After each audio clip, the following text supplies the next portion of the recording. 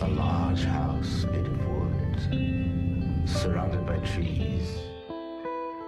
Welcome to Twin Peaks The Gifted. And the Damned. My name's Bubba. You can find me on Twitter at FitandTrim. That's FITTENTRIM, at FitandTrim on Twitter. And with me, as always, is somebody who doesn't know how to use binoculars. It's Mork. Mork, how you doing? I am doing so good, Bubba. And you know what? If you want to find me on Twitter, and I know, Bubba, that you know this, but everyone else can find me on Twitter at Extraordinary. That's extraordinary with the W in front of the final R. And I feel almost as good as Jerry having escaped the forest after watching tonight's episode. I thought it was great. I loved it. How about you, buddy? Well, before we get to my feelings on this, when you say great and loved it, I want a ranking out of 10. What are you going to give to Twin Peaks The Return, Part 16, subtitled No Knock, No Doorbell? What's your ranking out of 10, Mark? I'm not going to, I can't beat around the bush. I'm going to give it 10 double A's. Double A's? Angry accountants. Oh, well, Yeah. 10 out of 10. Yeah. You loved it. Is this your favorite part? I want to know why you loved it. Well, it was, I think it was really well done, but our guy is back. I thought it was satisfying. I didn't mind so much all of the time that it took for us to get here with a coupe that's awake in this world, as far as we know. Yeah, let's not assume. Let's not get cocky. You know, one bad ride with the Mitchum brothers, who knows what's going to happen in that plane. Who knows who's flying that plane? Plane gets struck by lightning, gets back to... Anything could happen. They'll end up in the top of the mountain with Harry S. Truman. No, I enjoyed almost everything, and I do have questions. I do have some concerns. There were some things that were a little bit confusing to me, but I love that we got to this point this way, and I still don't know what's going to happen. I enjoyed most of how the characters were interacting. We'll talk about that a little bit later. Okay. But You're adding little caveats to something you gave 10 out of 10, man. Come on. Well, that's the thing. That's the thing. If I didn't have caveats, I'd give it a 14 out of 10. Heck yeah. Because I enjoyed. How about 16 for part 16 out of 10? Well, look, I want to know. I want to know what you think about this part, Bubba. But I was actually very glad that they didn't give us old Coop right away. And what do you mean right away in this episode or in the series? In the part, yeah, in part 1 or part 2, where I'm back and I got to do something. So I'm not sure of all the things we saw him do. I mean, I do have some. I was a little surprised. Well, let's get there. Who cares? You know what I think. What, Bubba? Meandering Mork is I'm back. Get baby. to it, baby. This is what happens. Coop's back. Mork's back. Everybody's back. Everyone's back in their rightful place. No, but Bubba, finally, you Yeah. tell me. What did you think of this part? I'm going to give this 9 double C's out of 10. Double C's? Well, in honor of this episode, I'm changing double C's to stand for Cooper come back. Hell Cooper came back yeah. to us. This is what we wanted. This is going to sound silly. As great as it was to see Coop back 100%. 100%. Watching Twitter when Coop came back, all the people so happy, so excited. Oh, my goodness. It added a cherry on top of this cherry pie to the episode. It was so good. Yeah. And so I love seeing everybody happy. Now, a part of me, I didn't go 10 out of 10 like you. I am going to mention my caveats when we get to them in our review of this really great part. But a part of me also thinks if you have been a great Double L, that's what we like to call you guys who download every week and subscribe, loyal listeners. You know, way back we had a podcast about, David Lynch was wrong. You had to reveal the killer back in the original series. Why? Because of resolutions. Stories need resolutions. It doesn't mean the story's over, but, this resolves, this resolves, this resolves. The reason why everybody's going crazy on Twitter is not just because Cooper's back, but because it's resolved. Okay, how long is it going to take for him to get his memory back? Well, it took 16 dang parts. Right. But that part of the story has been resolved. It's Cooper. He's an FBI agent. He tells the Mitchum brother he knows he's an FBI agent. Does that mean the story is over? Of course it doesn't. I am just judging this part 9 out of 10. Stickler Bubba is thinking they could have given us resolutions in a bunch of these stories sooner than at the end. It's going to make us kind of go crazy for these last 3 parts because it made us wait so long. But if we had constantly been getting these kind of resolutions, like last week, we got one between Norma, Big Ed, and Nadine. You could have sprinkled these more often throughout some of these parts, and you wouldn't have had some of the negative reviews that, forget me, the listeners gave us on some of these parts. So the fact that we got these resolutions, it's an important part of storytelling. It doesn't mean the story's over. The story isn't over, but it's rewarding. And so loved it. I'm not sure we got here the best way because a part of me, I mentioned on a previous podcast, I mentioned, boy, it feels like this should have happened at the middle instead of so late in the series. With only 2 hours left, I'm just thinking to myself, boy, if this had happened 2 parts ago, if this had happened like at the 66%, or 3/4 of the way through the series, rather than really what feels like right here at the end, I think more people would have enjoyed the Twin Peaks: The Return as it was. I know some people love it as it is. I'm one of these people who has little sticklers, but forget that. Let's get to this episode. So good, so rewarding. Streams crossing. Another thing we say on this show so much. Twin Peaks: The Return. One thing I've always said is I think I might enjoy this more at the end in hindsight than in processing it. I don't think the great twist that you stuck by and I kept saying no about whatever's going on with Audrey, I think that's a great twist. It doesn't necessarily make me want to rewatch those Audrey Charlie scenes again. Sure. Maybe, who knows, at the end I'll want to go watch clues if there are actual clues hidden in there. Maybe there are clues in there, sure. But this episode delivered so much. Do we want to say a double R? Double R? R.I.P. Richard. Richard Horne Nope. Oh, no! Let me tell you something. This was my probably my favorite take your son to work day. Mork, when you saw Richard go very early in this part 16, you said, best episode ever. You were very happy to R.I.P. Richard Horne. I was very happy, and I was glad that Mr. C did it. I mean, Mr. C turns out to be better in some ways, but also just as what we learn later on with Diane, or someone who looks a lot like Diane, that he's as dastardly as ever. But this was really interesting, and we start off, and this is one of our favorite visuals in the show, and Lynch also uses it in some of his other stuff. Yeah, every single time. Driving headlights on a road. Headlights on a road, and so I liked starting off there, but it did raise some interesting questions because it did. If Cooper found out in the very first episode, remember Richard and Linda. Is this like the Alamo? Because Richard's a lost guy. He's been electrocuted out of existence. Or maybe he's been electrocuted back to the real world and out of Tulpa world, wherever Audrey is. We don't know. We're going to cover this episode, part 16, as best we can because we're getting to the end. Because there's only one more week left. I think we have to respond to some of our listeners who've been sending us messages that we've been getting. All right, so here's one from Science Bunnies, and this is so great. One of the things I'm going to miss most when the show is done is our podcast. How cool is that? Thank you so much. We got a similar message from Daniel Patrick, who wrote, "Gonna miss you turkeys when this is done." Gobble, gobble, double G. Turkey through the corn. They said, I'm going to miss these weekly podcasts once Season 3 is over. But guess what? What? It's not completely over, Bubba. Wait, you're saying Twin Peaks: The Gifted and the Damned isn't going to end next week? No. 2 weeks. 2 weeks. 2 weeks after the return ends. Okay. We're going to do a special feedback podcast with our very special White Lodge and Black Lodge parts of the return. Yeah, we're going to go through. If you listen to our podcast we did before the return started airing, we did White Lodge and Black Lodge minutes.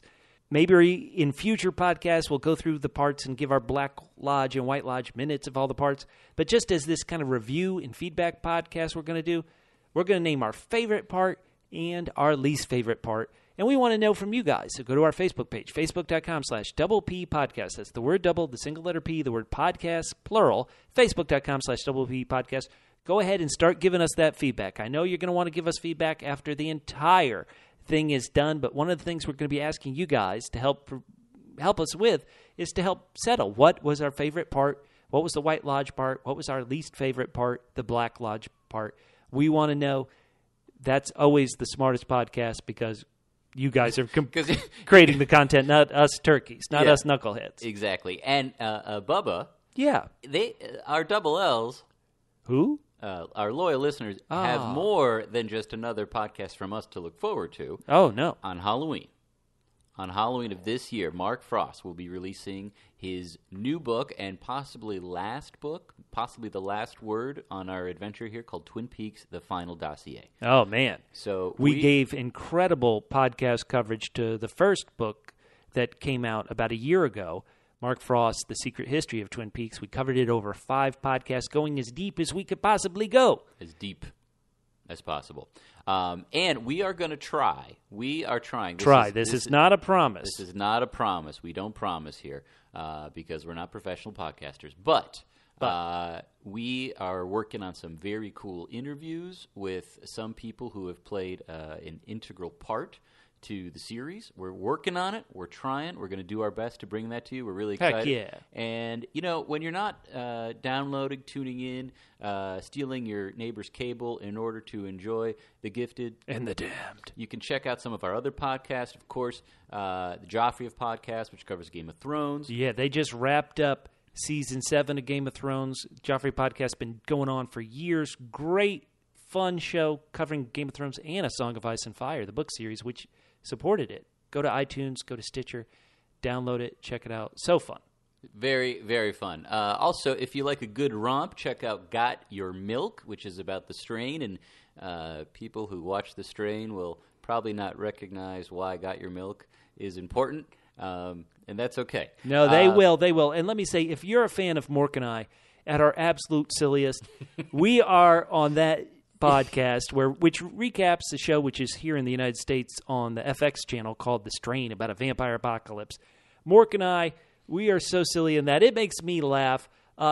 We've been told some people listen to the podcast and don't bother to watch The Strain because The Strain is kind of that is a great ridiculous, compliment. Silly show, but that's another good one. We also cover the great BBC miniseries Jonathan Strange and Mr. Norrell. If you haven't checked that out, check that out. We got a great podcast on that. Coming up, I believe in January of 2018, the great Stars show, Ash versus Evil Dead, will be back. We cover that on Ash versus Evil Dead versus Bubba versus Catfish podcast. We just have a generic thing where we get recommendations from you guys, our listeners, to say, oh, check out that, and we do podcasts on them, just on a podcast entitled The Double P Podcast Network. You can find that on iTunes. Check it all out as best you can. And we also even did a special podcast for the great sequel to Kill a the Mockingbird. Sequel, I'm not sure how great it was. We did a read-along with Harper Lee's Go Set a Watchman. So go to our Facebook page. That's one of the reasons why we want you to like it. You can tell us things that we should do podcasts on there, and it's a great way to connect with all the people who've been leaving great notes. Next week, we've been talking about this. It's seemingly forever, since May, since the return started.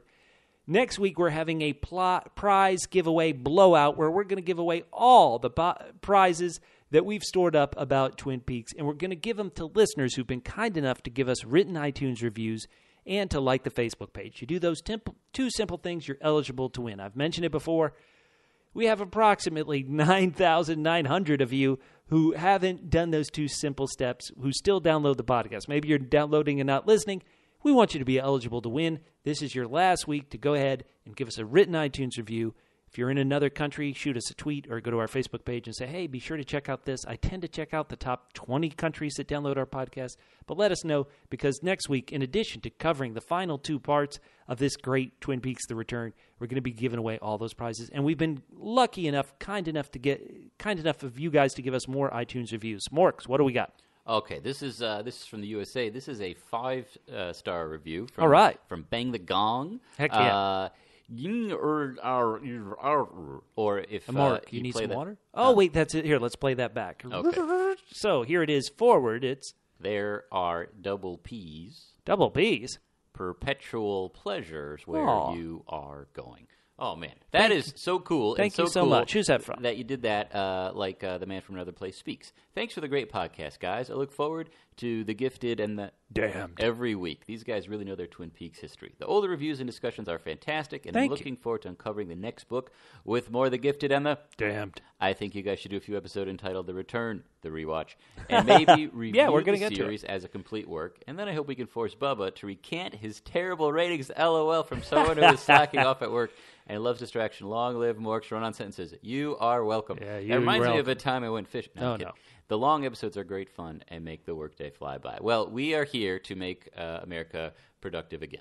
Wow. Once again, that's a wonderful review by Bang the Gong. We also got from the USA iTunes store from Smark 9000. Bubba and Mork catch all the details, 5 stars. A truly fantastic podcast. Mork and Bubba, your collective memory of the original 2 seasons, the books, as well as Fire Walk With Me has me grinding my phone battery down to dangerously low levels every single day. I just received the data urgent warning just today. Oh, be careful. Try to use Wi-Fi to download our podcast. You've helped me jump into the return with both feet forward. Thank you. Count to double R's. Double R's? Repeat replays from me for every Twin Peaks podcast you How post. cool is that? Data usage be damned. Thank you so much. Okay, here is this is from Kevin1880, Best of the TP podcast. Oh, wow, that is way too complimentary. Thank you so much. High praise. I've listened to several podcasts about Twin Peaks, and I've decided that this is the best one out there. Thank you. They do great research without sounding pretentious. They rarely complain about the show for not meeting their expectations, and when they do, they're always honest about it where that judgment is coming from. That takes a lot of self-reflection, more than you get in most podcasts. They also are hilarious and fun to listen to, even when talking about a show that can sometimes be really dark. They've opened my eyes up to a lot of theories and connections between things that I hadn't already come across, and that's made for a much richer viewing experience. Thanks, guys. You're very welcome, Kevin. Whoa, Kevin, thank you so much. We got 2 more from the USA iTunes store. This one's from Double B. Double B? Briggs Brigade, a.k.a. Mallrat 687, excuse me. All right. Title of his review is 5 Triple Fs. Triple Fs. Faceless Frog Flies. Man, that's a scary Triple F. I appreciate the fact that Mork and Bubba are not afraid to double C constructively critique the return, even when they're dead wrong about the amazing scene of armpit-scratching horror or elongated French woman exits. Oh, man.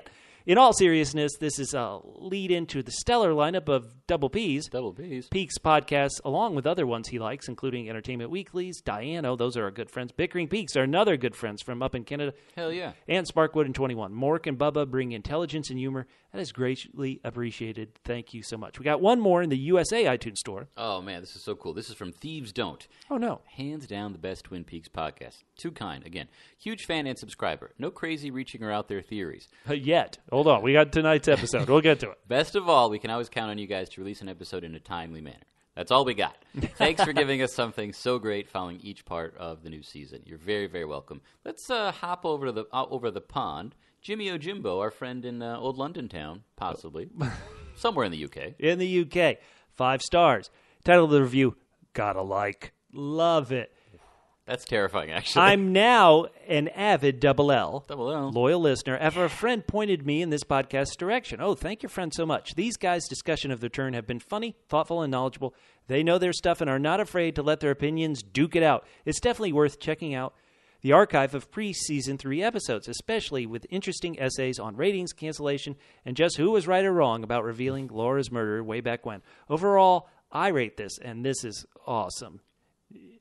5 quadruple A's. Quadruple A's. Astonishing atlases of audio alliteration. Wow. Man, that's pretty good. We need to look up at least 3 of those words in the dictionary. It's next to tulpa, I bet. Okay, this is from Deb Kilgalian. Love it. Great podcast. Loving every episode. Thanks for the informative and thoroughly enjoyable podcast about my favorite show. Looking forward to more. Deb, you're very welcome, and here's more. Here is more. We've rambled on way too long. Let's get into this episode. And because this episode, I think it flowed really well, didn't you? Yeah, I think this is the most cohesive episode. That's another part. Excuse me. Yeah, I know. You always another say reason. That's another reason I'm giving it 10 double A's. All right, so let's actually flow with the episode, and instead of jumping around to locations, even though we were in Vegas, we were in South Dakota, we were in the great state of Washington in Twin Peaks, let's just see if we can flow with it and see if our podcast can do the nice, smooth flow that Twin Peaks has done. Oh, that's not going to happen. But we'll try. We will try. You mentioned the dear Lord, David Lynch loves these headlights on pavement, going into dark unknowns. Especially curves. Right, and he will never turn on the high beams. You can't see too much of what's coming, a bit like the return itself. Yeah. Love it. Richard Horne and evil Mr. C. They are going to the coordinates. Now, this I found in some ways fascinating.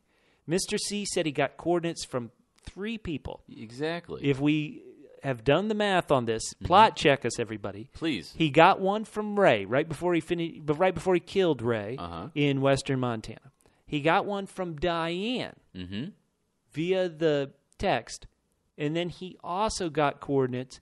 Theoretically, they were being spit out by Philip Jeffries, the tea kettle, last week. We believe those are the 3 he's talking about. Plot check us if it's not correct. And then let's not bury the lead on this, Mork, and we may jump around this story a bit. Sure. But Mr. C didn't trust these coordinates. He's going to the coordinates that he got from 2 of them. Yeah. And rather than, hey, me go to this place, let me send this test dummy, a.k.a. Richard Horne, a.k.a. my son? Yeah. Talk about erasing your mistakes. This is Richard got put up for adoption. The old-fashioned way. No, this is really, really interesting to me because, we've had a sense of Mr. C not really playing along. Obviously, last week with Philip Jeffries, all the different rules to the Black Lodge, getting in, getting out. He's agreeing with some of them. He's allied with Bob, and yet Bob may or may not be with him at times. So this is interesting. Yeah, we don't even know if Bob's still with him, really. Right, we're not sure because of what happened when Ray with Philip Jeffries' help, got the jump on him. So just the idea that they've been setting Mr. C up is who's been setting up Mr. C? Why would they want to get rid of him? And what do they have to gain by it? Well, I think there's a chance you could answer that question by checking the coordinates. Like, are the coordinates from Ray the same coordinates as Diane got him? And so you would be able to know which of the 2-3 were, quote unquote, setting him up for a big fall. But it doesn't seem likely that Diane would be setting him up because as far as manufactured we know, Diane, you mean? Exactly. So it's because as far as we know, she gave the coordinates that were written on the arm of Ruth Davenport. But she got those from Major Briggs. Why couldn't Major Briggs be setting him up? Well, I've stumped Mork. No, you've merely silenced me. No, that is also successful. Fair enough. A win's a win. No, it is interesting. One person who I'm pretty sure is not setting up Mr. C happens to be running through these very same woods in either eastern or western Washington State. All right. Well, Jerry Horne, yes, he's had some trouble. But come on, do you have a guess as to who you think gave him the 2 coordinates which tried to set him up? I would think, if plot check me, Philip Jeffries hired Ray to shoot Mr. C. Right. If Philip Jeffries has done all this stuff. Right. I would think the tea kettle would have been one of the ones who gave the fake information. Yeah. And I think there is a chance that Major Briggs gave these coordinates to Ruth Davenport. And Major Briggs kind of knew, because he traveled through time, what they would lead to. So if I had to guess, the quote-unquote correct coordinates are... Oh, boy, now I'm even stumped. What would be the correct... Who gave him the correct... Well, did Diane send him 2 sets of coordinates? Boy, I'm so confused now. Who would have given him the quote-unquote sheriff station coordinates? Well, that second set of numbers that she sent, I wasn't clear if those were coordinates. I mean, it's been a while since we last looked at the coordinates. There's a lot of numbers in there. I wasn't sure if that was coordinates. I'm not sure what country code that might have been dialing. Great call. Someone in Argentina, perhaps. But, yeah, I would guess if... Well, this is. I don't know how they're going to tie this up in 2 hours next week. That's why I'm a saying. little worried Give about us this. some of this stuff earlier. Yeah, no, that's a great call. Because you mentioned Jory Horne, let's just get him out of the way. Does he have any idea of what he saw? Does he know that that's his grandnephew? Is that the terminology it would be that just got shocked? Got a shocked exit? Yeah, no, I don't think he knows who that is. I don't think he knows. Well, he doesn't know how to use binoculars at this moment. So he's still stone / kind of in his own world? Okay. Jerry's in his own world. He doesn't know what he's I don't at. think the show gave us the information that Jerry understood what he saw. But knowing the way this return works, I also wouldn't be surprised if in the next episode he said, man, I really had this strange vision of Richard getting zapped out on a rock. But let me talk about talking to my shoe. Right, exactly. Yeah, so I'll agree with that. Why do you think Mr. C knew that he needed a guinea pig to go up on this rock? Yeah. And that's why way back when, in the last part when he exited from Philip Jeffries, he didn't kill Richard. He's like, I need somebody. Yeah, I think, one thing that Mr. C has proven to be is resolute, is rational.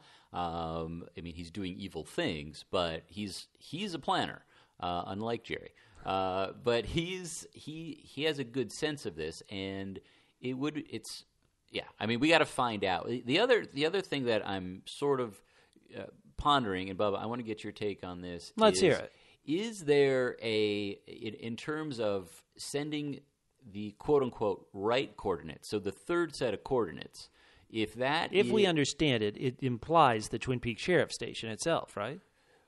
That's what I'm thinking, but I'm not 100% clear on it. I mean, to be honest, because we should never say we're clear on anything with the return, Mork. No, don't beat yourself up. Yeah. So, but it feels like if the real trap would be somehow for Coop and Mr. C to be at a similar place, and then Mr. C would get sucked back.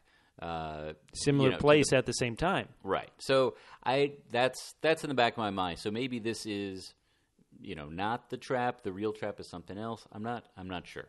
It's a little murky, but you would, if you're Mr. C. Yes, it's completely murky. But if you're Mr. C, your reaction after this and what happened to Richard implies that this is not good. You're Mr. C. I don't care who you are. Having electricity spark into your body and you, quote unquote, electrocute yourself out of existence, that's not good. Mr. C, this can't be positive. Well, Bubba, look, I've always thought you were a Luddite, but this takes the cake. No, I think that this is more than just his, him being electrocuted. I don't think this is a physical world, this dimension problem. I think Richard Horne has gone somewhere. You think we'll see him again then? Sorry. I hope not. But well, Mr. C said goodbye, my son. Right, that doesn't imply like, hey, I'll see you back at the coffee shop. Well, or if he knows that Richard is going someplace that he thinks he'll never go. All right, that's fair. I like that take on it. I have to be honest; it's not my take at it at all. It's a stretch, and I apologize to our double L who told us that we didn't do any stretching. We failed you already. Well, or the fans who love theories. Theoretically, that could be a theory. Right. Richard gets snapped back into the Black Lodge where evil Mr. C was supposed to go all those days ago in this story. So one thing that is kind of interesting here is, so Mr. C, he heads back, and in the light of his cool headlights, he sends a text to someone who we presume, and we're pretty sure it's Diane, or who we think is Diane. Yep. And it gets to her basically on time. We've seen him text her before in parts that came after she received the text. Right. So in terms of Las Vegas or Las Vegas ? Things like that. So we seem to be back in the same time frame, and I'm a little confused as to how we might have gotten back in sync from a time standpoint. Well, they were always relatively close. I know that could be contradicted at times, but most of the storyline has felt relatively close. And I've decided to roll with it, so my mind isn't brought to kind of time-shifting, time-quake theories that people have talked about. Mainly another reason is because I'm trying to focus on this text that he's trying to send that, in fact, doesn't get delivered. If you look at the phone, it says not delivered. In my mind, that's a smiley face and the word all. Right. Are we supposed to take, and maybe we'll get to this in a bit, that it's like, okay, Diane, kill them all? Because Diane tries to kill them all. She does give it a shot, and I think it's fair to assume that Mr. C's smiley face doesn't mean what everybody else's smiley face means. Yeah, he's telling her. Did you interpret this to mean anything else, or what did you think? I was very that scene, and I don't want to jump too far ahead, but I will say that was the scene that Laura Dern was hired for. I mean, that scene was so great tense. In that scene. Let's hold off on it because let's head to Las Vegas. We're trying something new in this show and this podcast, I should say, and really just kind of going with the flow of the show. I think we could jump around, but it does feel like A leads to B so much that just going next, Mr. C has quote unquote not successfully sent the message because it says not delivered. We go out to Lancelot Court where Hutch and Chantal are undercover. As house painters. They have imitation brand Cheetos, and they're just waiting to finish the job. Last week, we didn't actually touch upon this in the podcast. Last week, Chantal said one down, theoretically, after killing Duncan Todd, and now it's just Cheetos and chill here in the paint van. Yeah, apparently they don't know that Netflix was invented, so this is what they got. So they're hanging out, and I assume they're going to wait till they get home and then just knock on the door, or are they going to hide inside the house? Or maybe they were doomed, because the first word Hutch says is, hey, did you hear that bird last night? Chantal says she did. Part of you would think, well, what if that bird they heard was an owl? That's a sure sign they're in deep, deep trouble. Or it's just, they've got to talk about something as suddenly Vegas FBI show up to get their man, Dougie Jones. Yeah, and it's sort of interesting that 4 FBI agents show up to basically just tell them, hey, some of our colleagues are trying to get a hold of you. I mean, they don't think Dougie or janey-e are necessarily dangerous. Or I'm not sure that's how I remember what Gordon Cole told them. I thought he had implied they were involved with some murders and some crimes, and so maybe they aren't sure that they're the perpetrators of the crime.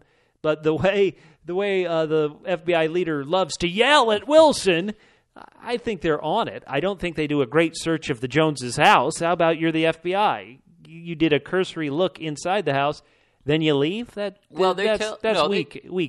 Well, no. Our the head man in charge, and I forget his name, but he was great on Mad Men. Wilson is going to stay behind. Correct. He's being rushed to stay behind, and he actually leaves and then comes back in another car, unmarked car, baby. You got to leave in an unmarked. You got to do your stakeout in an unmarked car.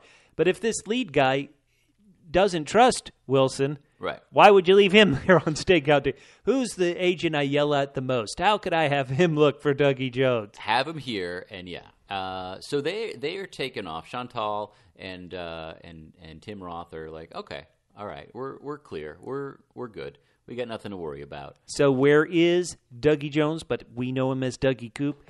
He's where you would expect a man who shoved a fork into an electric socket.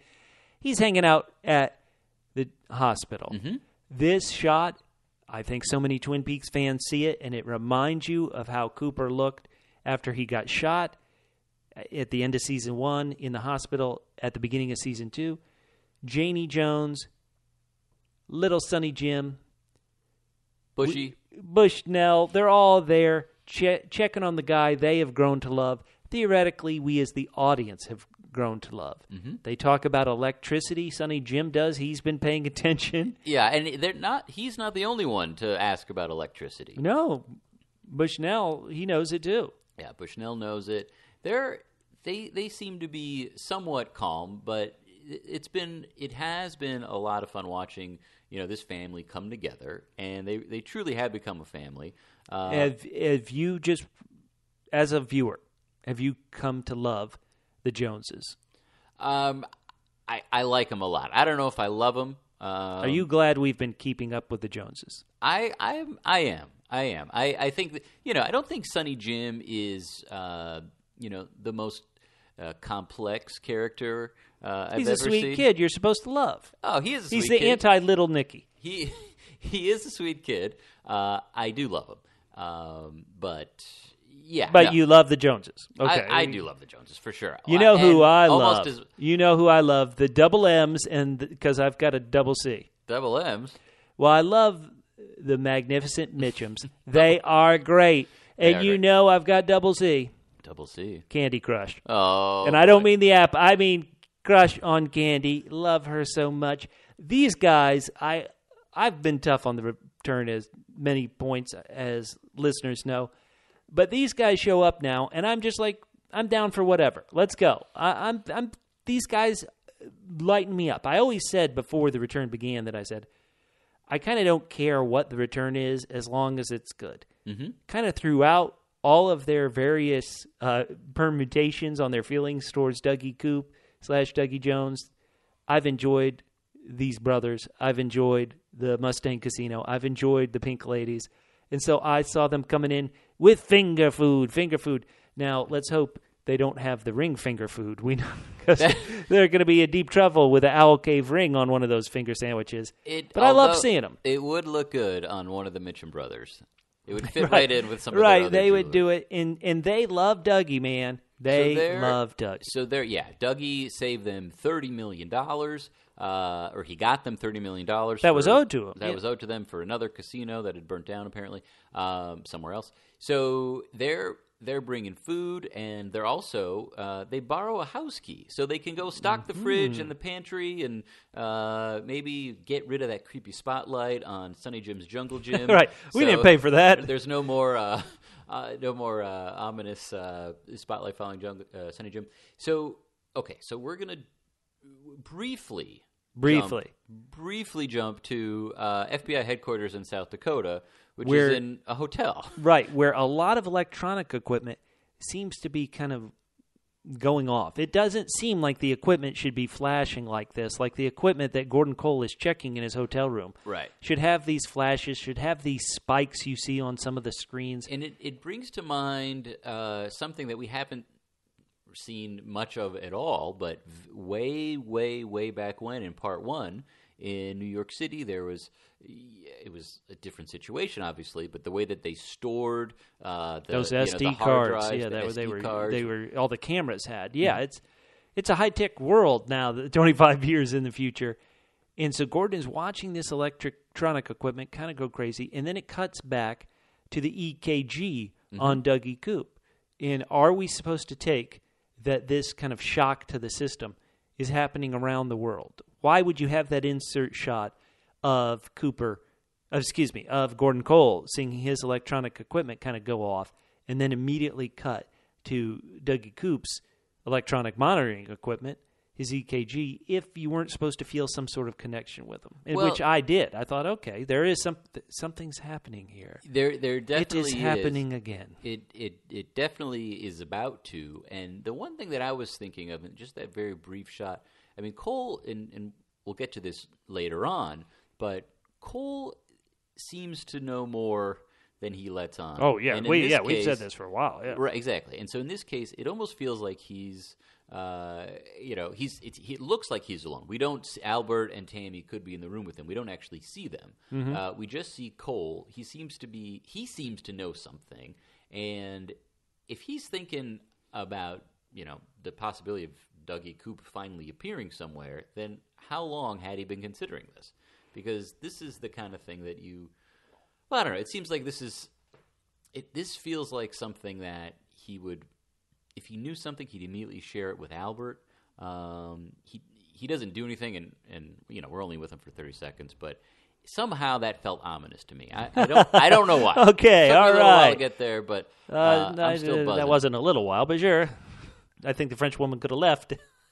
Well, she came back. Oh, no, in that amount of time. I'm just trying to be polite. All right. To the French woman. So Bushnell, he gets a call from good old Phil. Phil was the guy who kept getting Dougie Coop coffee back at Lucky 7 Insurance. Phil lets his boss know, hey, the FBI came here to the workplace looking for Dougie Jones. Bushnell, stand-up guy. Guy. I don't know how many of these return characters I've truly grown to love. Obviously, I talk about my love for the Mitchum brothers. And for the Pink Ladies, Janie Jones and Sonny Jim, kind of, sort of, I like them. Bushnell, I'm not over the moon about him. He doesn't really have much of a story himself, but he's a stand-up guy. I like him. Mm-hmm.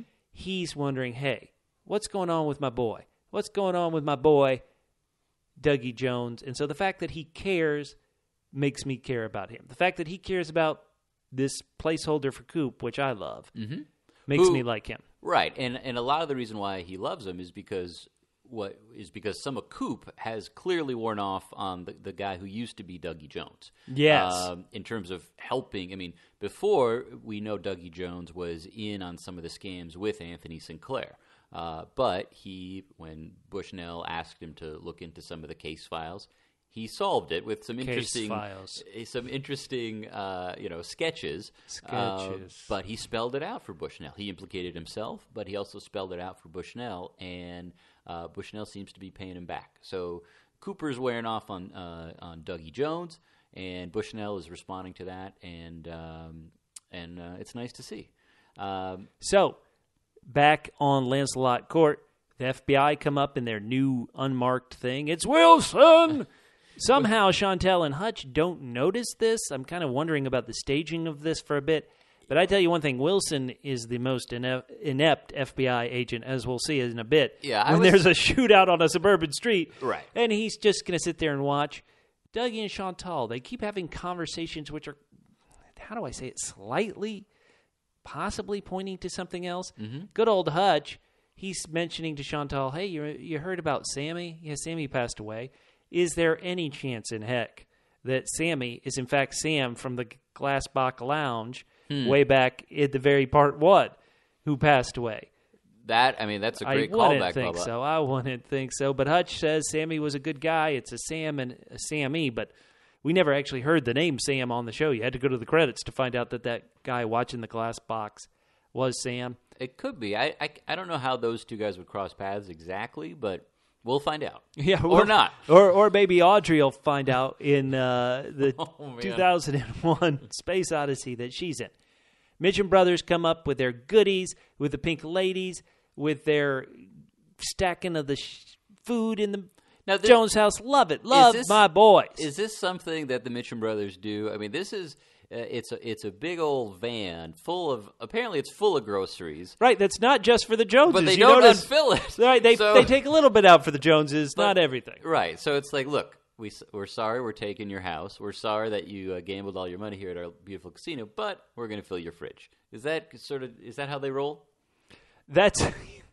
You know what? I don't know. When in Vegas, what happens in Vegas apparently doesn't stay in Vegas, or because it gets on a plane and goes to Twin Peaks. Stays in your fridge. Right. Yeah, they look at all the food that only a little bit of it gets to Dougie.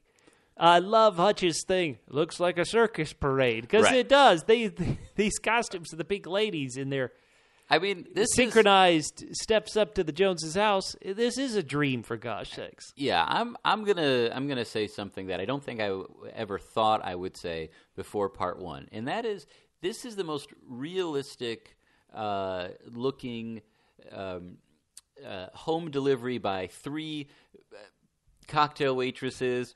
It looks very realistic to me. They did it very well, and I never ever thought that it would seem so authentic, so much verite. It's really well done.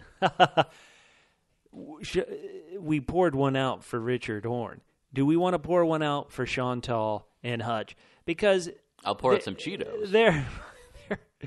They have a very bizarre end to it. Now, I mentioned before how some of these stories almost feel a bit like cheats. I want to say Richard Horne in some way. Hey, okay, we've got this terrible problem, this guy who killed a kid, who beat up Miriam, who's done so many terrible things.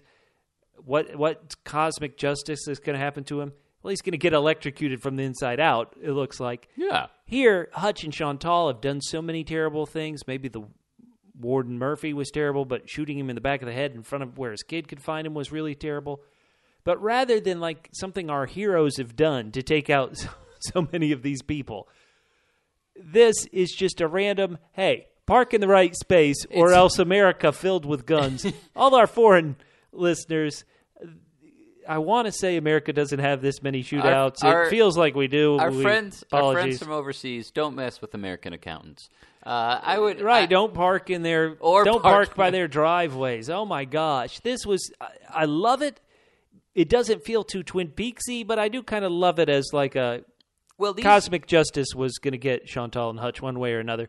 So why not just be some road rage bastard in a suburb? If you think about all the malfeasance they've been up to and all the people they've hurt, at some point it's gonna blow back on them. So it does right here, and I'm okay with Hutch and Chantal. I mean they're kind of henchmen. They're lackeys. They're fun, and I love both of the actors, and they're having such a good time with these roles. But I don't think we needed to see Dougie Coop take them out, or I would say, let me start one of those disagreements and discussions that people like so much. Let's do it. I would say the way you keep feeling about this, Mork, is because you don't really care about these characters too much. Right. And they haven't given you, well, okay then. So that's a strike against the return, sadly. I think if it had been our heroes on a mission to take out these guys, then you can have some reward. You can have some payoff.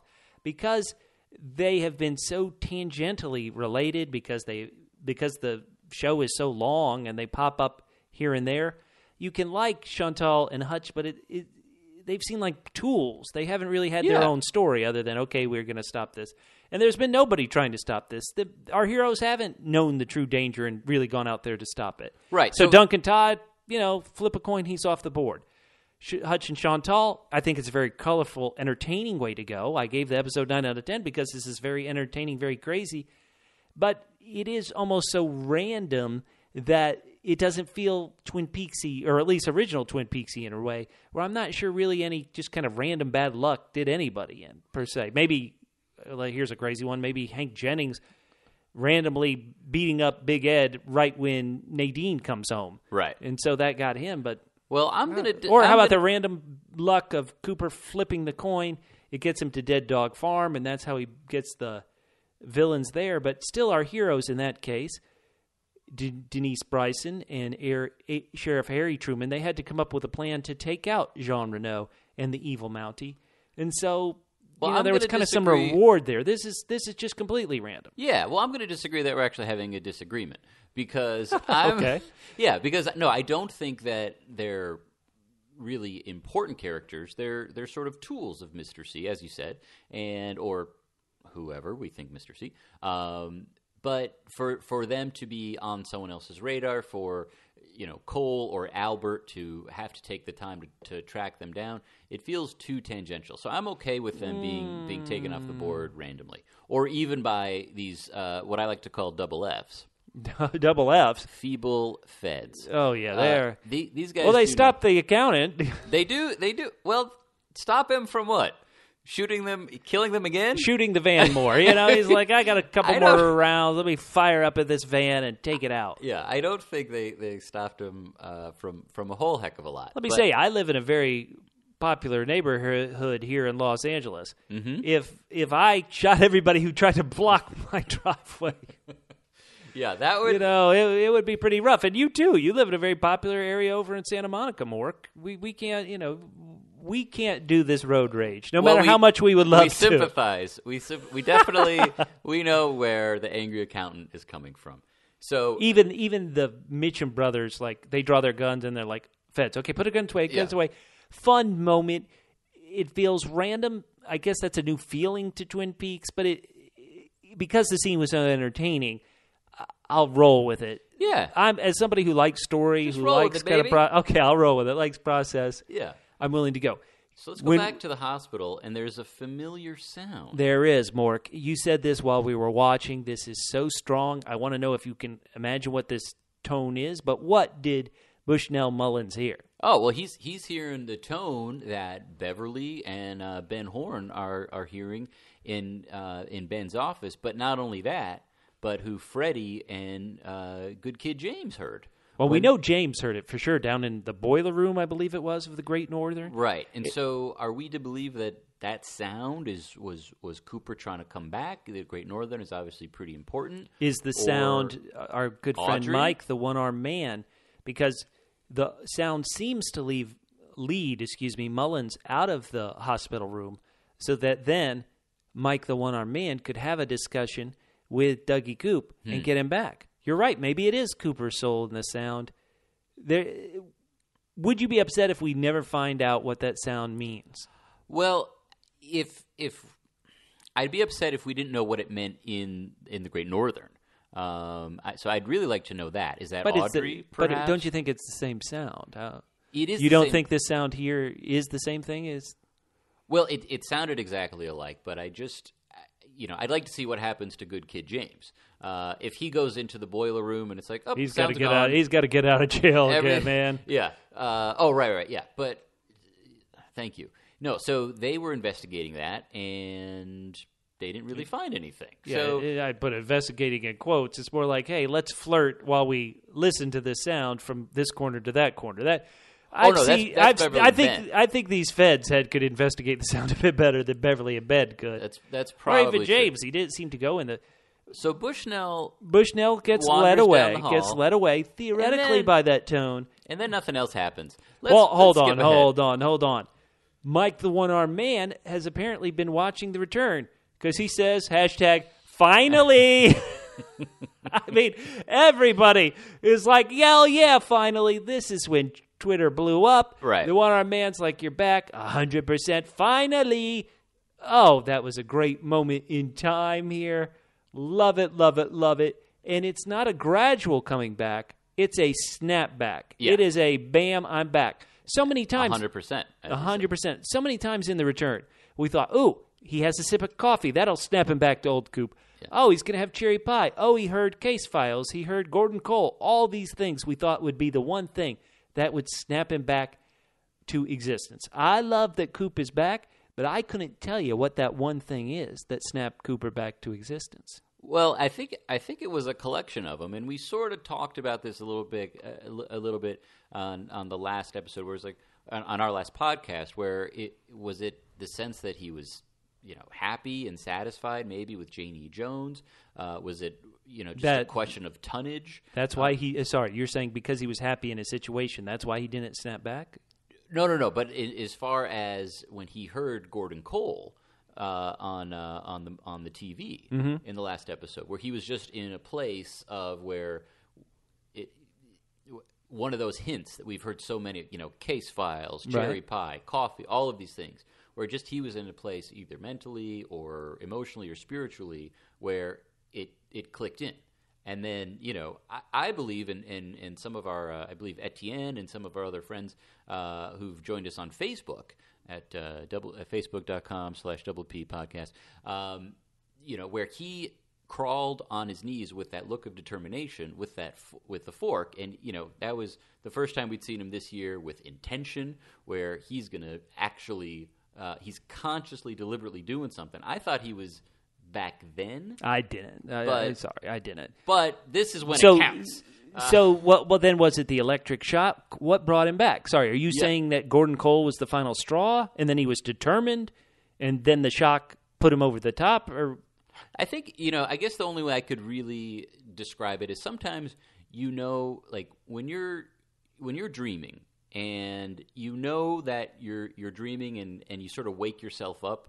Like, that I'm asleep and I have to get up. That happens to me sometimes. Okay. And so it's almost like that was the process of Cooper trying to wake himself up. He doesn't get out of bed, until Mike shows up. But him crawling towards it was him. Was all right. That was some way, somehow he knew he had to do that. I mean, that was a very deliberate, specific act. Well, I said at the beginning of this that I couldn't say what was the final thing that snapped in him. Theoretically, it was the shock and then just recovering from the electric shock, but I'm still unsure. Maybe whatever that sound was really what he needed to hear. It could have been the sound. And also, think about it this way, Mike showing up with the Owl Cave ring, which, is not the best good luck charm. No, but notice Cooper doesn't put it on. It's exactly. Like Cooper understands. Okay, Cooper, the one who said, "Don't take the ring, Laura, and walk with me." He knows, right? And that what you just said, Bubba, that's a great point, and that's the reason why I'm really okay with it taking 16 parts for Cooper to come back, and that he understands. So if Cooper was around in part 3 or part 4, I don't think that we would have, and maybe to the detriment. Okay, but yes, yeah. Sorry. Oh, but I think he knows exactly what to do right away. He wakes up and he's like, okay, I'm putting on my pants. I'm going to drop off my kids, my wife and kid at this hotel for safekeeping. I'm getting on a private jet to Washington, to Spokane. I know exactly where I'm going. I know exactly what I'm doing. So it feels like if he would have woken up 15 parts ago with this attitude. You're right. saying if he had woken up and immediately said, okay, I know everything I need to do. Right. Do you think he was learning from his adventure in Vegas what he needed to do? No, I think this story. No, I don't think it. I think if they had been written a different way, then yes, I think he could have woken up and he said, okay, I'm Cooper. I'm an FBI. What am I doing here? You think I'm your husband? I think that could have been a different story.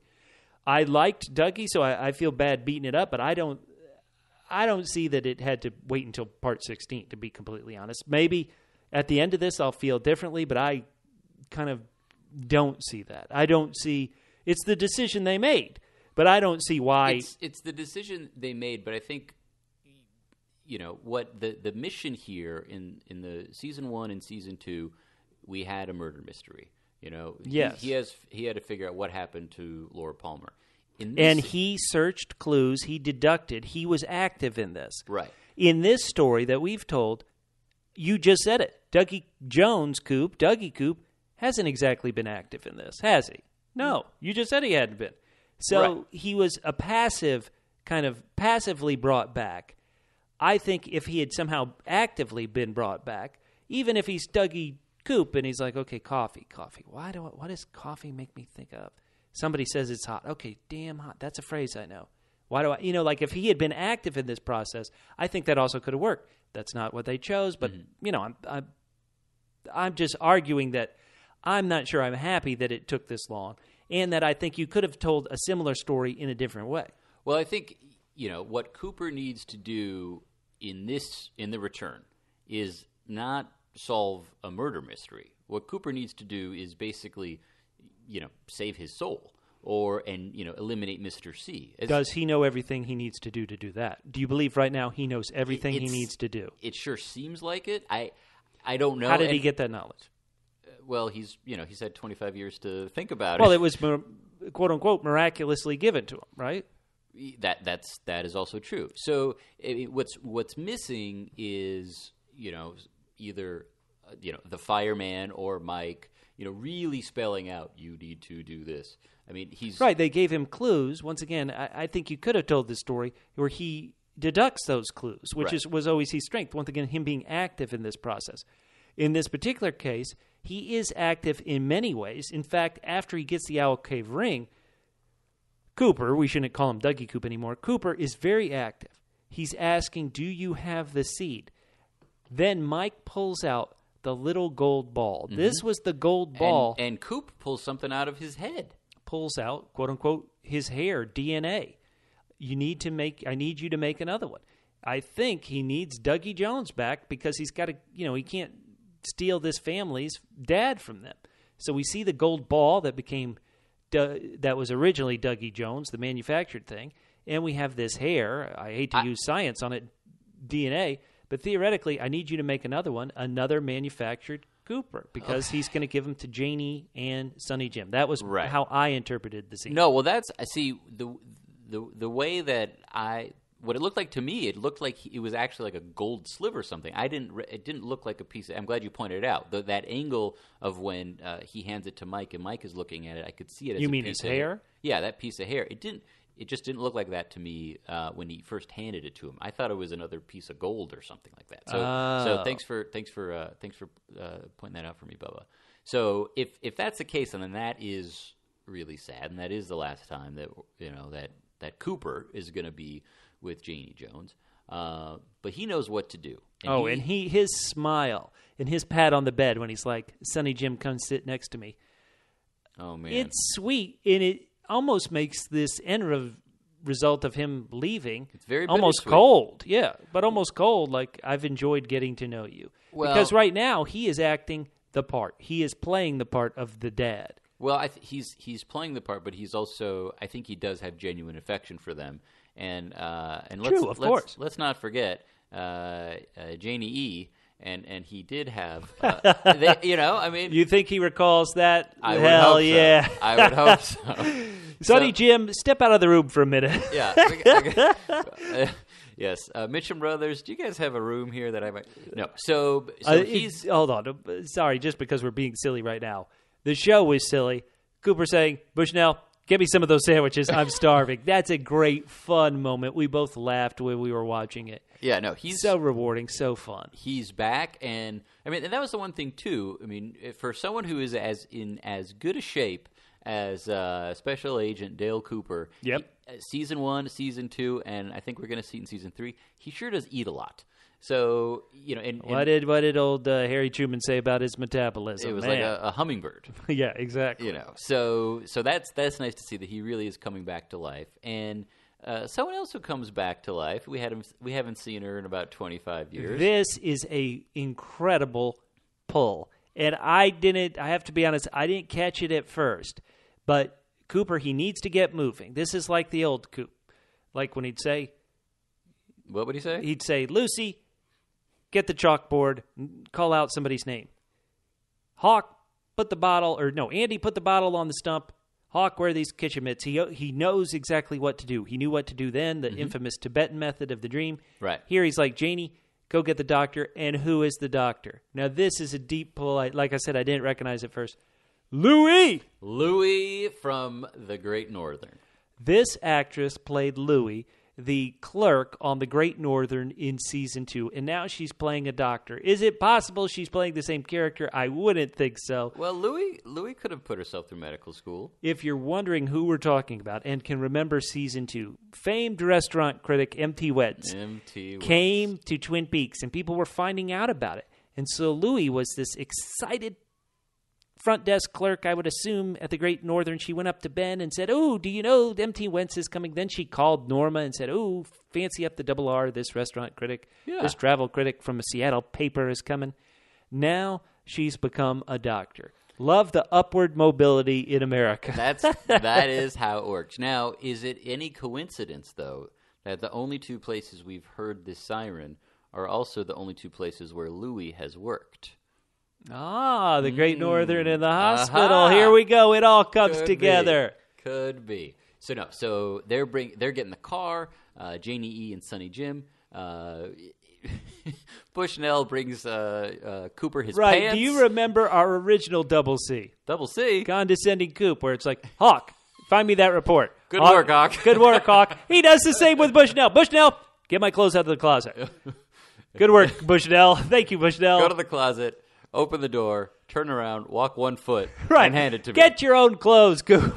But he loves giving orders. He did just get out of a coma, for God's sake. So give him a break. Love it. He's got to get out of there. He's taking the family on a road trip. I love that Sonny Jim says, Dad sure is talking a lot. And the Mitchum brothers make the same note. Everybody's like, boy, he's kind of he's mouthing now.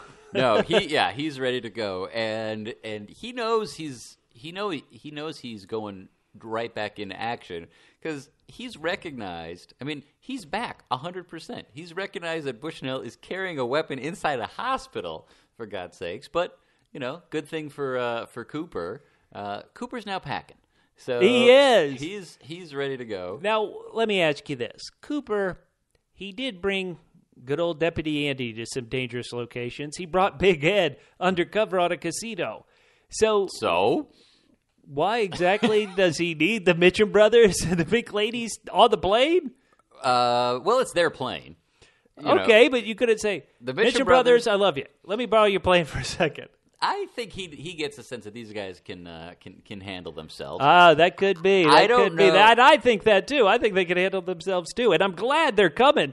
Because as soon as they get the call, they're like, "Hey, fire up the jet. Let's do this." Yeah, they are ready to go. I mean, I think the Mitchum brothers could take out foes such as Hutch and Chantal. I don't know what good they're going to do with Philip Jeffries. I know Mr. Mitchum, Bradley Mitchum. Could they hates take down tea, right. So he would take down the tea kettle. Could they take down Red? Sure. Red's out there. He's barely appeared on this Well, show, but somebody's got to take down Red, except these dangerous Vegas guys. Why take him down when you could put him to work? You want to keep people at the Silver Mustang gambling all night? Magic shows in Vegas do very well. Red, come do your coin trick. He could do his coin trick. Exactly. He could give the patrons free drugs. I love this line where the Mitchum brothers wonder what Dougie's up to now. That good old scamp. Good old Dougie. Yeah. Well, I'm trying to think. It's nice to see them really. All it took was $30 million for them to open up their hearts. Hey, that's all it took for Dougie Coop. I love it. So God bless. Coop is so back he wants to drive. He doesn't even pay for parking. No, he pulls out while the feds pull in. So good. This storyline is moving. Once again, it's getting resolution. It's got forward momentum. It's got narrative momentum, which I've talked about a bunch throughout Twin Peaks. Not staying in place. We loved, some of us, loved Dougie Coop. 50% of us. I love Dougie Coop. You were the one tough in part 4 on him. I love Dougie Coop. But any extra time with Dougie Coop that I could have spent with Coop, I would have preferred Coop. I would too, but I do have one complaint. There is one. Oh, wait, let's hear it. I love it. What's your complaint? Cooper is 100%. He's speeding? What? It's not that he's speeding, but he knows so much about his relationship. Sonny Jim playing catch in the backyard. Yeah. Eating cake and staying up all night with janey-e. Solving mysteries with Bushnell. Bringing money back to the Mitchum brothers, knowing he can cash in some favors. It seems a little funny to me that he's not taking a minute just to say goodbye to sweet, sweet Jade. Oh, I should have seen that coming. I should have seen your fear coming more. Listeners, it's at extraordinary. This is my theory, Bubba. Yeah, let's hear it. I think Coop is having another Dougie Jones made by Mike.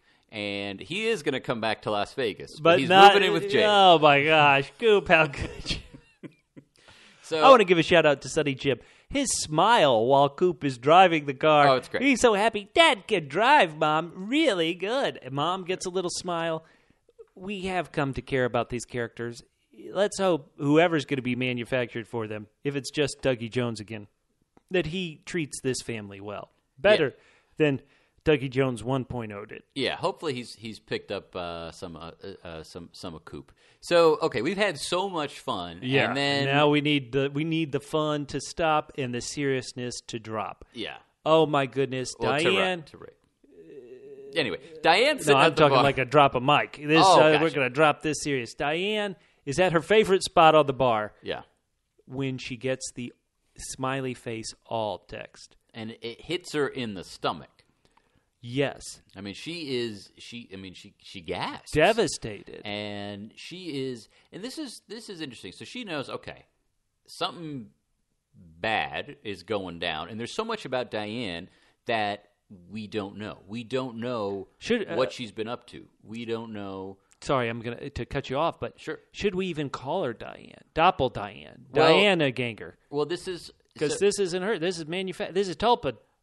Well, this is Tulpa Evans. So that's what's interesting to me because number one, she seems to be upset about doing this. If she's the doppelganger, then she should be great. I get to go kill some of these jerks. True, but the one line that she keeps saying is "I remember, I remember." Mm-hmm.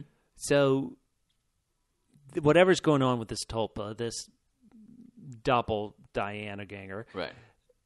Something's happening to, theoretically, I took it to mean she's remembering the rape.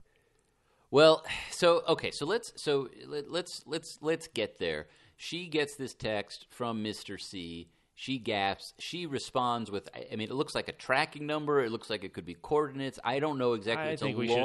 We should assume it's coordinates. It's a long. I'll probably be beaten for saying that, but we should assume she notices the gun in her purse. This is it. Something is going down. We don't know, we don't know what, but she heads up there And Muddy we start to hear, Magnolia's American Woman that I believe we heard back in part 1, our introduction to Mr. C, this slowed down version of American Woman where it almost sounds like guns or bombs going off with every drum beat. Boom, boom, boom. Yeah, she's walking like in a trance up to Gordon's room. Right. She is in there, and she's riding up, and we're listening to the song, and we don't know exactly what's going on. But as she makes her way to the room, before, as the title of this part says, she doesn't knock. There's no doorbell, but Cole knows that she's there. I don't know if he's got a camera in the hall, like way back when in Philadelphia at Fire Walk with Me. I don't know how he knows she's there, but he does. He knows she's there. Maybe it's perchance because his new listening device is so crazy. Maybe it's just as simple as he knows her steps. He could hear her, and also he's got all that electronic equipment. Do they they've already been bugging her phone. They know she's been texting someone. Have they seen these texts? Did they see this text, this long string of numbers, this smiley face all? We don't know. I would assume they had. I'm assuming as well, but it's been pretty murky up to this point. And she sits down. We know she's got a gun in her purse. We also know that they're FBI agents who probably have guns. This was, I said this earlier, I felt that this was the scene that, Laura Dern, she's great in everything that she does, but she is just so perfect. I am, on the one hand... Strong acting, incredible acting. Yeah, I'm scared for her, and I'm scared for them because of her at the same time. She does project, as you said, like a lot of strength. This is one of the more tense scenes of the whole return in my mind. I think it was certainly one of the best acted scenes. Yeah. I have to be honest, full disclosure, I thought she was going to blow her own brains out. Like, she kept saying, I remember. Now she's finally telling the story. Interesting story. So Cooper had actually disappeared, and it had been 3 or 4 years since he'd vanished, since he'd come out of the Black Lodge. Yeah. She's still at the bureau. Cooper comes to her house. Cooper kisses her. Mm-hmm. She says this is something that happened one time before. For those of you guys who've read My Life, My Tapes, the autobiography of Agent Dale Cooper, the book that came out when Season 2 was on the air back in 1991, I think it even mentions Diane and he having kind of one moment, right? But then it stopped. Diane, I was so happy to see him, she's telling them. And so I the whole time thought she was going to blow her own brains out. That entered my mind as well. But I had no idea what was going on here. And it's horrific. I think we should point out that just hearing a story, and not too detailed a story, but about rape, about all the terrible men who have appeared in the return, it's just so strong and it's so terrible. Even the guys who just lifted the girl out of the booth and put her on the floor last week. This is how Richard has treated women. Yes. And let's be honest, going back to Season 1 and Season 2, how people treated Laura. So this is not, unfortunately, this is not unheard of in this world, and it is so awful. I do have to ask you, this if she is the doppelganger, if she's Diane's doppelganger, is it possible that she is? I don't know why she would lie. I've called her. Sorry, Mork. I want to correct myself in the impression. I called her the Diane doppelganger. She's the equivalent of Dougie Jones, though. We are specifically told she's manufactured. Her head kind of explodes and puts out that little ball. Mm-hmm. Maybe because her head, when it explodes, there's black in there. Maybe that's what we should think happened to Sarah Palmer. Sarah Palmer has now been manufactured because she lifted her face and there was black behind it. Whatever's going on, if there's, as Agent TP, Tammy Preston says, if these are tulpas, we've got to find out the dreamer. Mm-hmm. We've got to find out the dreamer who's creating these poor people, who's manufacturing these poor people, because it's causing a lot of pain for all the characters we love. Okay, so we know Mr. C created Dougie Cooper. We assume. Dougie Jones, rather. I'm assuming Mr. C created Diane Doppelganger. Right. So when he went to her house, it's this time she's talking about. She says he saw fear in her. Right. Go back to the series. Fear opens a gateway. The path to the Black Lodge. And so perhaps that's when he manufactured her. This is just a powerful telling of this story, powerful moment. But when does she flip? When does she flip back into, I have to carry out a mission and kill these people? What is the trigger in your mind that switches her from possibly real Diane moments to, I'm a manufactured thing with one purpose, to set back Gordon and the Blue Rose team? Right. I mean, this is so tough. I don't know, but it feels like she's actually fighting, the part of her that was always her, that the sort of the ingredients of Diane that made this doppelganger. So that's part of Diane is left over, is fighting against the doppelganger. She's saying, this is not me. I'm not me. Right. And he took her to the gas station. He took her theoretically to the place we saw him go last week. This gas station, which can probably move around time and space just like everybody. Right. But anyway, she's so confused, so nervous. She sees the all message again on the phone. But I've got a question for you. Yeah. I've got a question for you, Bubba. She looks at that message, and her response was not there. Right. It's like she's blank. She says, I'm in the sheriff's station, which is what I'm taking to mean where the, quote, confrontation's going to happen. But on the phone. So sorry, she sees the message on the phone, then she kind of blanks out for a bit. She blanks out for just a little bit of time, almost like she's being deprogrammed. Right. And that's when she starts having, that's when I sent him the coordinates. That's when she starts really freaking out. And she's been manufactured. So is it a bit of her soul ended up in this manufactured thing? And that's why she's saying, I'm not me? Yeah.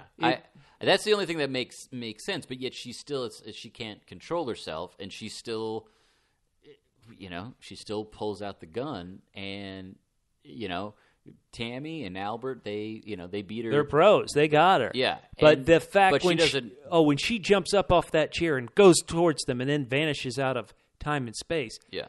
Man, that was a great moment. Oh, loved it. Yeah, that was, that was one of those where I don't know what happened, but holy cow, did they do it well? And yeah, one of the things that I just sort of thinking back on it that I think is truly horrifying. It's this idea of that even I feel bad for the doppelganger. Basically, sitting and waiting for 20 years for Albert and Cole and some newbie to show up and pull her into this thing. Why it took so long, but I don't know what she was doing this whole time. And there's stories of she likes to drink and go to the bar and pick up guys. Was that the doppelganger? Was that Diane? I don't know. I keep saying that we need to flip back to manufactured. Why? Because after she blanks out of existence, she gets the Dougie Jones treatment. Right. She's in the red room. So Mike, the one-armed man, is there. This is practically the same words that he said to Dougie Jones. Right. Someone manufactured you. And she's been manufactured, but she still knows the F word. She still has to drop her catchphrase. Catchphrase out. Absolutely. And she does look right at home on that chair, but bad stuff starts happening. Yeah, she does. I don't know what effect she's doing here, kind of matching the strobe, but there's nothingness behind her face.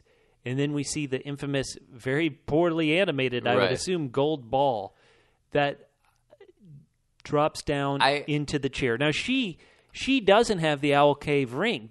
Dougie Jones did have the Owl Cave ring, and so I thought that was kind of part of the reason that he went like this. But obviously, no. She crackles electricity, she's smoked, and she gets turned into, quote unquote, the seed, I think. Right. So she's gone. Some of the work here, I hope it's not that their visual effects budget has been expended for the year. It makes me a little nervous for for part 17 and part 18. I hope that wasn't why that looked like that. It did kind of remind me a little bit, going way back to season 2, when Wyndham Earle died, when his soul was destroyed. How that looked. I mean, the flames were shooting behind him. It was a different effect, but it felt really similar to me, at least. So Okay, so we're back in Vegas. We go from the Black Lodge, and I'm sure in the real Las Vegas there is a real place called the Black Lodge. And we go to Vegas. It's right on the Strip. It's right off the Strip, and I something tells me they have a buffet. But so we're back in, and Coop, he takes Sonny Jim and Janey-e aside. Yeah, and this, call me crazy, this is almost too cruel. I think if you're going to play the act in the hospital, play it the whole time through. You intend to manufacture, what I assume is he intends to manufacture somebody else. But when you say, I've enjoyed my time with you, I'm going away, Right. and Janey-e Jones begins to understand, wait a minute, you're not Dougie? Mm-hmm. I thought Janey-e would pull out some of her negotiating skills that she used on those loan sharks to get him to stay, but yeah, she doesn't, and I'm okay with Cooper leaving simply because he does have some important stuff to do. Well, yes, he's got to leave, but well, he's honest with him. How about that? He destroys Sonny Jim because Sonny Jim's like, "You're my dad. You're my dad." Right. And No. so I guess he's kind of sort of playing the role while at the same time being honest. That is the Coop. Well, I guess he's- we would know. Right. I mean, this is the Coop that we've always known and what he's always done. He's in this situation. What I believe is he's simply just trying to do this, leave them in the most decent way because he does care about them. Maybe he's not really married to her in his mind and in his heart, and he's really not Sonny Jim's father. But Did your father, when he ever left for a business trip, say, "I've enjoyed my time with you, but I must go"? Well, my father never said he enjoyed time with me. I'm sorry to bring up that, to pick on that scab. Oh, it's terrible. But no, so I think this is Coop being decent, just like when, way back when, he found Audrey in his bed and he was perhaps for some people far too decent. And Audrey, you just need a friend to talk to. And, he's trying to do the best thing he can for them. But at the same time, he's got a mission. It hasn't been spelled out maybe for us, but he knows he knows where he has to go and what he has to do. So he has no choice but to leave him behind. I don't think he's being cold about it. I'm saying that if you're going to act like I'm Dougie Jones in the hospital, like Cooper did, Right.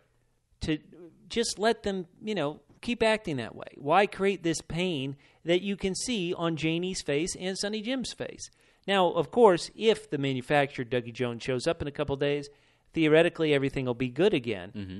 But Theoretically. they're right now in pain. Look at if you watch the scene, they're sad, they're crying. Right, but I think, the agent Dale Cooper that we know would say difficult things to people if they, he wasn't a guy who lied cavalierly. I mean, he lied to Blackie, maybe he lied about being an oral surgeon, but these are good people. He cares about them, and Are they good people? I think so. Sure.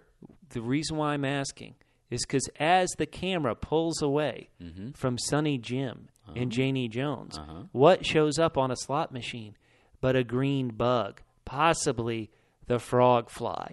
This is a great possible Easter egg. What shows up on a slot machine as Sonny Jim and Janey-e Jones are watching the person they think is Dougie Jones leave, we know is Agent Cooper leave, but isn't that the bug? Is that it, Mork? Is that bug it? Oh, wait a minute. They're on the slot machine. So is it possible then?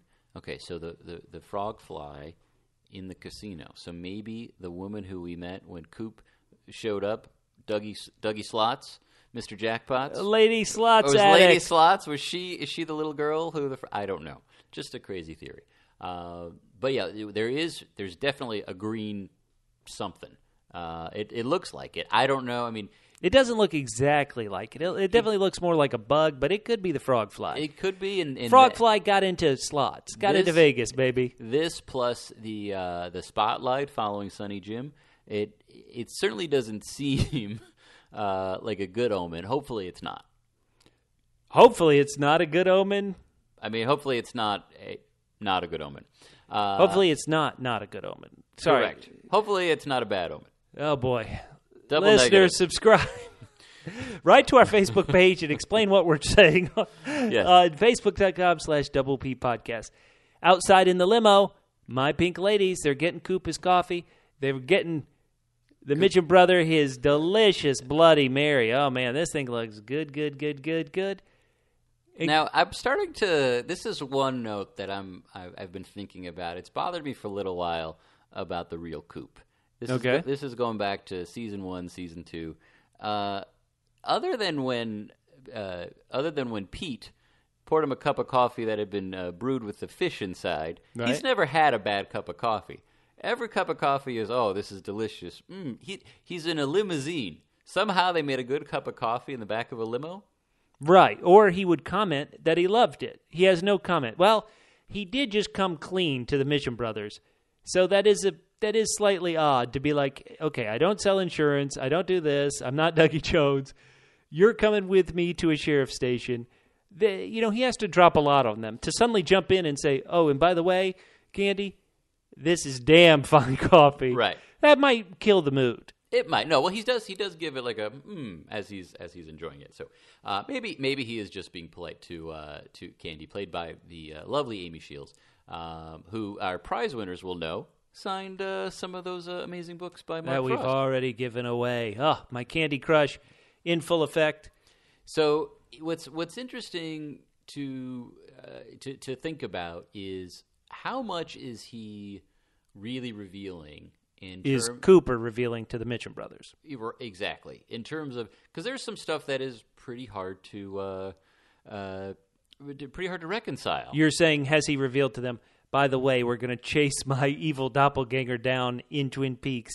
He's most likely at the sheriff's station. I think one... You're saying how much... I've been in the Black Lodge for 26 years. You're asking if he said that. I wouldn't assume so, because it feels like the Mitchum brothers said back to him. So what you've said is this. Because they didn't say, oh, but and you also claim that you're from this mystical plane. Maybe, yeah. I mean, I think that one Mitchum brother would probably be okay with it, but probably not both. So which one? I don't know. Which one? Rodney? I can't keep Is it up Rodney? with it. Which one? It's probably Bradley. So let's go north and west. Twin Peaks. Here we are in Twin Peaks. The episode really hasn't spent much time in Twin Peaks. In Twin Peaks proper. The coordinates are nearby. Right, the rock coordinates. Nearby enough for Jerry to run there. So yeah, but we haven't spent much time. Exactly. Still really good episode. You gave it 10 out of 10. I did. What do you think of good old Eddie Vedder undercover? Well, it's interesting. He's got a fedora. And first sign to go undercover. He is wearing some kind of a trench coat, so it is maybe he's trying to join the FBI. I don't know. I think that's like an army jacket or something. Okay, I don't know if that's a trench coat. CIA. I'm going to do fashion look here on Eddie Vedder. Fashion. Did you like the song? I enjoyed the song, and okay, so let's just take a step. Let's back up for 1 second. He's introduced as Edward Louis Severson III. Did I get that right? Well, that's how he's listed in the credits, for sure. Yeah, and I do think that's how he's introduced. Yeah, he was introduced similar to that, if not. So he's singing along, and people are into it. People are thinking that maybe this guy one day is going to have a future in rock and roll. And look who shows up. Audrey and Charlie show up. So this is interesting because... When I saw this, I turned to you and Mork and said, you thought she was in a coma. You thought she was in a coma. She kept talking about people who were at the Roadhouse. Here she's showing up at the Roadhouse. She can't be in a coma. She's in the real world. But little did we know. That the Roadhouse may not be in the real world. Yeah. It feels like it is. I mean, James Hurley went there. Shelley went there. Or is this whole construct? Boy, I might really have trouble if this whole thing's a dream. Well, but of course, if we live inside a dream, right? Who's the dreamer? If the whole thing is Audrey's dream, that doesn't track with some of what we've seen with Cooper and Cole and things like that. But in terms of being in the town, it might. I think we're going to find out. But so we're playing along. People are swaying, and then we've heard some. When Coop woke up, we heard. Oh yeah, the great original score. Love it. More. You've withheld so much. Give me that score that I love, David Lynch. Yeah, maybe it didn't line up with some of the visuals, as you know, in the bright sun, and they're leaving the hospital. But it was so great to hear that music. And our boy, Mr. Severson III, he finishes his song. Charlie sidles up to the bar. Audrey is already there. They order some cocktails, and it looks like they've made up. So they've agreed one way or another to leave the house. Yeah, that made up is tough. He wants to toast to them, and she wants to toast to Billy. I'm not sure that's made up too much. Well, that's when I figured out that they hadn't actually made up. Okay. It looked like they had until this point. Okay. Reveal. They haven't made up. So she takes a sip, and there's a very strange intro. Audrey's dance. This is especially weird because you wouldn't think in the reality of the show it would be known as Audrey's dance. Yeah. Audrey didn't go up to the jukebox at the Double R way back in season 1 and say, "Oh, let me play my dance on the song." Right. Well, maybe at the Yeah. I'm sorry. Maybe at the diner. But obviously that's not where we are. So we're hearing some more original score music. Which Love it. Is awesome and super evocative. And I gotta say, what did you think of the dance? What do you let's give it your Dancing with the Stars. What kind of score are you going to give? To Audrey Horne. I was definitely relieved. I mean, it was a little bit more expressive than some of her, sort of previous very slow shimmying that she used to do many, many, many years ago. But the crowd swaying. When did you know this was a dream? Because this felt so unreal that something had to be going on. Here, this whole time I've said the show is giving you no proof that she's in a coma, no proof that she's in a coma. This was the first thing that really felt like, okay, you really do. This is supernatural. You see the crowd all swaying at once, and this is something that they've been waiting for. Somehow they all know what Audrey's dance is, so they move to the side to let Audrey perform. A couple of things for me. Watching them sway like that, what does it remind me of? It reminds me of the trees in the forest. And there's that slow moving, but there's something else really ominous about this, and that very ominous. Just like Sonny Jim was a couple weeks ago at his jungle gym, is she's in the spotlight. She is. And she's right in the center of the spotlight. And then all of a sudden, something crazy happens. Well, something that's kind of been happening at the Roadhouse the whole time. A fight, a soap opera fight. Hey, you're with my wife. Stop it. Right. So, is Audrey... Well, let's just do the story beats for the rest of it. She runs over to Charlie. She says, get me out of here. I want out of here. I want out. And then, oh, snap, it snaps to some different reality. Mm-hmm. All white reality. It doesn't feel like the White Lodge. No.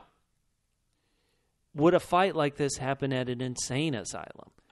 I really don't know. I mean, it looks like she might be in some kind of a prison. I mean, the mirror itself is not the kind of mirror that you would see in a mental hospital or a prison cell or a hospital even. I mean, it really does look like the mirror means so much to Twin Peaks. One of the very first images in Twin Peaks is Josie Packard looking into a mirror. Right. The series ends in Dale. the original setting with Dale Cooper / Bob looking into a mirror. This is a powerful end. I want to get to...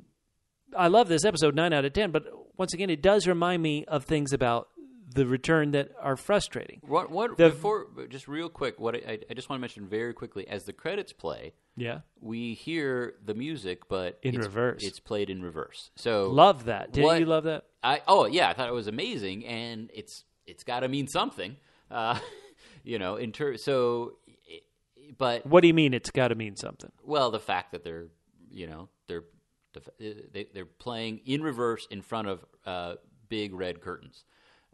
So is the whole town, I mean, we sort of talked about this possibility, is the whole town inside the Black Lodge at this point? We don't know, but I feel like that is definitely, it's another bad omen, and it really makes me a little nervous about what Coop is going to find when he gets back to Twin Peaks, hopefully next week. Let's not. You mean in the final 2 hours? You would assume so. Hopefully, you would assume so. One would assume so. I cut you off, Bubba. I'm sorry. What were you saying? Well, I was saying that on the original show, there were quote-unquote cliffhanger endings that would propel you on, create that narrative momentum that I loved. Sure. When I've groveled all these times about, boy, so many shows just seem to kind of peter out with scenes between characters we don't know, talking about other characters we don't know. It isn't creating narrative momentum. It's going out with a whimper, not a bang. I just personally prefer episodes that end with a bang. I go back to the original series. So many episodes. Oh, my goodness. Harold Smith is going to attack Donna and Maddie. You know, like those. Coop gets shot. Coop gets shot. Somebody's watching. Hank is in the diner. Somebody's watching Maddie when she's dressed up like Laura from the woods and breathing heavy. Like those narrative momentums pull me forward. So when I said, "Ooh, I love Twin Peaks. Whatever the return is, as long as it's good, I'll enjoy it." This is a great ending. This is the ending that I like. It's all personal preference. I know some people who've written and loved the diner scenes. Or excuse me, these scenes here at the Great Northern when they're in a booth. Roadhouse. Boy, yeah, I'm all over the place. So in the Roadhouse, in a booth. But this is the ending these are the type of endings I just happen to prefer. And it feels like the first one. Here we are in part 16. To me, this feels like the first one, like, dun, dun, dun, that I just happen to love. Yeah, I mean, this kind of is in line. What you're describing is in line with sort of how I'm feeling about why I would have liked to have seen much more just for my own selfish reasons of, Special Agent Dale Cooper at 100%. But assuming that he has absorbed a ton of knowledge in his 25-year absence, and the things that he has to do maybe aren't that complicated from a task standpoint. It's not really an investigation. He's got to meet someone at midnight. I mean, I don't know what he has to do. Right, we don't know. But it feels like that actually is what it's going to be. It's going to be like a few things that he has to do at a certain time as opposed to solving a mystery or solving a case. So I'm okay with not seeing a lot of those earlier because we weren't in a murder mystery. I mean, you keep saying we weren't in a murder mystery. So what was the story then? What story are we in? Well, look, we're going to need somebody to plot check. Okay, but what story? How would you describe this story then? A surreal dream? I think. I mean, for many of these parts, Mr. C was the real protagonist in terms of he's going places, he's doing things. So what type of story is that then? It's an evil anti-heroic adventure. It's not a hero's quest, but it's Mr. C's quest. It's a villain's quest. Okay. Right. All so, right. I mean, we're kind of following him. I mean, Cole and they're sort of responding to, and obviously Diane manufactured Diane. They're responding to stuff that Mr. C put into place, put in action. He does seem to have some sort of connection with the people in New York. He obviously has a connection to a lot of people in Las Vegas. What has been Mr. C's then? So if this is a villain's quest, on a hero's quest, you see the hero outsmart somebody. You see the hero put together pieces. You see the hero act bravely. Right. In this case, if it's a villain's quest, how is Mr. C... what has been the process of Mr. C? He kind of just has everything he needs to know, too. He got dropped on one time by Ray that I keep pointing out. Well, otherwise, again tonight. I mean, someone was trying to send him to those coordinates where, where Richard, got a small static shock. Okay. So someone is getting the drop on him, and we're assuming it's Philip Jeffries. But for a while, what Mr. C was purportedly trying to do was eliminate Dougie Coop and basically switch places. Mr. C. It felt like way back when in the Garmonbozia car accident, electric car lighter, where he has the car crash that, certain time, at a certain time he could go in. In order for him to go in, Coop had to come out. Right. He wanted to go home, it felt like. But also we see all of the things that Mr. C is capable of. It seemed like he would have been able to track down Dougie Jones and Dougie Coop whenever he wanted. So that's a puzzle. I don't know. I mean, I don't know if he's... Will it be rewarding? Sorry, I'm cutting you off, but Sure. Would it be rewarding if next episode Mr. C gets into the sheriff's station because that's where the coordinates show him. That's where Cooper Nido is. Right. Cooper shows Nido, up. Sorry. Cooper shows up, grabs him, throws him back to the Black Lodge at the end. That would not be particularly satisfying. Okay, well, I'd like to see a little bit more, but I mean, we don't know if Mr. C is running from Jeffries or if he's trying to avoid something or if he's trying to accomplish something. That's tough to say when we only have 2 hours left after 16 hours. Well, as of tonight, obviously someone is trying to do something horrible to him, and he doesn't know exactly who. Well, we don't, because we don't know which coordinates were given to him by who. I mean, we're guessing, but we didn't write the coordinates down as they were. No, we've never. They're too long. So we're not writing them down, people. Plot check us. Tell us if we should write these coordinates down. Yeah, we'll go back and do it. But I want to see Mr. C and Cooper face off in a meaningful way that does resolve a lot of things. Number one, where is Audrey and how is Audrey? And number two, where the hell is Harry? Is he going to be okay? Oh, boy, we hope so. Oh, boy, that's 2 more hours. That's it. Yeah. It still feels to me, call me crazy, everybody call me Audrey, that there's not enough time for all this stuff they've set up. So I love this episode. I have a feeling I'm going to love these final 2 hours. I don't know if there'll be anything that will retroactively make me love those Audrey and Charlie scenes, those scenes at the Roadhouse in the booth. That's fair. And so maybe because of that, I only gave this episode 9 instead of all the way up to 10. Right. Well, that's totally fair. One last question I'll throw at you, Bubba, is, so as we mentioned earlier, we know that on Halloween there's another book coming out. So are we expecting to see a lot of crazy stuff and then a la Lynch, and then have Frost maybe try to explain it all in the book? Do you think it's going to go that way, or do you think most of the story will be resolved on the show as opposed to in a future book? I think the Cooper storyline will be resolved. I think the Audrey storyline, quote unquote, will be resolved. I think the book, the final dossier, will give us more insight, especially into the Audrey scenario post show. I think that we've heard Mark Frost, I believe, even tweeted out, well, you want to know what happened to Annie Blackburn? You got to buy this book. I will feel that's a bit of double N. Double N? Narrative negligence that, wait a minute, all these years we've been waiting to find out how's Annie, and you're going to make us watch 18 hours and not tell us, and then we got to buy a book to find out? But I believe the Cooper, Mr. C, and the Audrey storyline, and maybe one or two others that's not immediately jumping to mind, will be resolved. Right. So, we know a lot of our locals, their stories have been resolved. I mean, obviously, last week we got to enjoy Big Ed, Nadine, Norma. That seems to be that's. How about this? About Ben Horne and Beverly? Well, we don't know exactly what happened to her husband, who was very ill. Well, will it be a resolution at the end of 2 hours? Will James and Freddie and their adventure theoretically protecting Naido? Yeah, I mean, Diane named the sheriff's station. They'd all been to the sheriff's station, well, except for Tammy. They'd all been to the sheriff's station. So right. I feel like we got to get there. Obviously, Coop knows where he's going, and Mr. C doesn't have very far to drive. How about Sarah Palmer? Are we going to solve that mystery? Oh man. Yes. Let's just say yes to everything. We've been going on over 90 minutes.